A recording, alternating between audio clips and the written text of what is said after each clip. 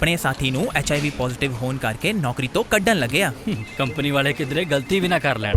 ਆ ਦੇਖੋ, ਪੰਜਾਬ ਸਰਕਾਰ ਨੇ HIV ਏਡਜ਼ ਐਕਟ 2017 ਅਧੀਨ ਵਿਸ਼ੇਸ਼ ਨਿਯਮ ਬਣਾ ਕੇ HIV ਪੀੜਿਤ ਲੋਕਾਂ ਨੂੰ ਸਿੱਖਿਆ, ਸਿਹਤ, ਰੋਜ਼ਗਾਰ ਜਾਂ ਹੋਰ ਕਿਸੇ ਵੀ ਸਮਾਜਿਕ ਖੇਤਰ 'ਚ ਵਿਤਕਰੇ ਤੋਂ ਬਚਾਉਣ ਲਈ ਅਤੇ ਉਹਨਾਂ ਦੀ ਕਿਸੇ ਵੀ ਤਰ੍ਹਾਂ ਦੀ ਸ਼ਿਕਾਇਤ ਦੇ ਨਿਪਟਾਰੇ ਲਈ ਸਿਵਲ ਸਰਜਨਾਂ ਨੂੰ ਓਮਬਡਸਮੈਨ ਨਿਯੁਕਤ ਕੀਤਾ ਹੈ, ਜੋ ਸ਼ਿਕਾਇਤ ਮਿਲਣ ਤੇ 30 ਦਿਨਾਂ ਦੇ ਅੰਦਰ ਅੰਦਰ ਦਿਸ਼ਾ ਨਿਰਦੇਸ਼ ਦਿੰਦੇ ਨੇ ਤੇ HIV ਪੀੜਿਤ ਲੋਕਾਂ ਨੂੰ ਇਨਸਾਫ ਦਿਵਾਉਂਦੇ ਨੇ।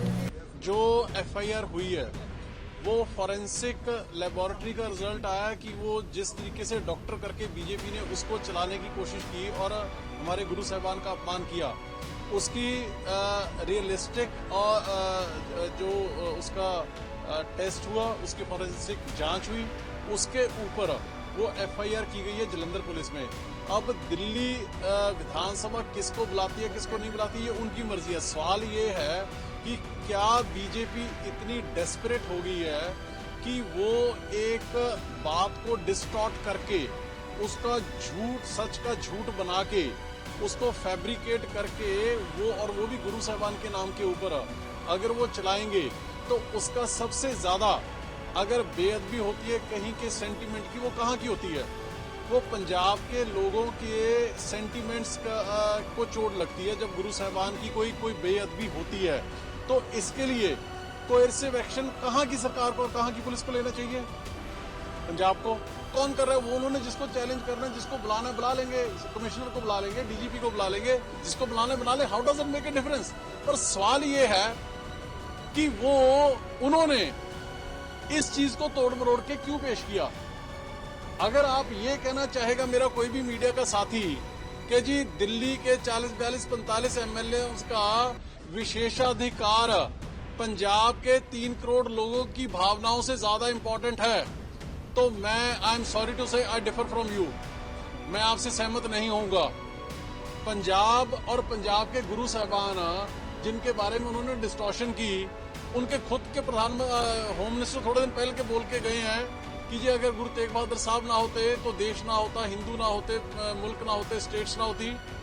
और अब 4 दिन में उनके सारी की सारी आतिशी जी की कही हुई बात को वो उल्टा अपने सियासी मतलब के लिए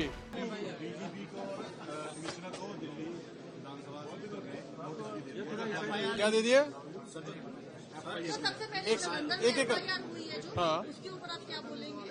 और आज पूरे पंजाब में जो है ये प्रदर्शन हो रहे हैं आतिशी के खिलाफ। देखिए ऐसा है कि जो FIR हुई है वो फॉरेंसिक लेबोरेटरी का रिजल्ट आया कि वो जिस तरीके से डॉक्टर करके बीजेपी ने उसको चलाने की कोशिश की और हमारे गुरु साहिबान का अपमान किया, उसकी रियलिस्टिक और जो उसका टेस्ट हुआ, उसकी फॉरेंसिक जांच हुई, उसके ऊपर वो FIR की गई है जलंधर पुलिस में। अब दिल्ली विधानसभा किसको बुलाती है किसको नहीं बुलाती है उनकी मर्जी है। सवाल ये है कि क्या बीजेपी इतनी डेस्परेट हो गई है कि वो एक बात को डिस्टॉर्ट करके उसका झूठ सच का झूठ बना के उसको फैब्रिकेट करके वो भी गुरु साहिबान के नाम के ऊपर अगर वो चलाएंगे तो उसका सबसे ज्यादा अगर बेअदबी होती है कहीं के सेंटिमेंट की, वो कहाँ की होती है? वो पंजाब के लोगों के सेंटिमेंट्स को चोट लगती है जब गुरु साहिबान की कोई बेअदबी होती है। तो इसके लिए कोएर्सिव एक्शन कहाँ की सरकार को और कहाँ की पुलिस को लेना चाहिए? पंजाब को। वही पंजाब सरकार ने और पंजाब पुलिस ने किया है। अभी तक जो रिजल्ट आया वो FSL का पंजाब में उसको एग्जामिन कराया गया है। दिल्ली विधानसभा ने तो इसका एग्जामिन भी नहीं कराया। बिना एग्जामिनेशन कहे वो अपने झूठ को सच बनाने की कोशिश कर रहे हैं। और पंजाब पुलिस ने जो प्रॉपर एग्जामिनेशन कर ली, जिसकी रिपोर्ट उनके पास है, उसको वो सच को भी वो झूठ बनाने पे लगे हुए हैं। सो इसलिए इसको प्रिकॉशनरी मेजर के तौर के ऊपर ये की गई है।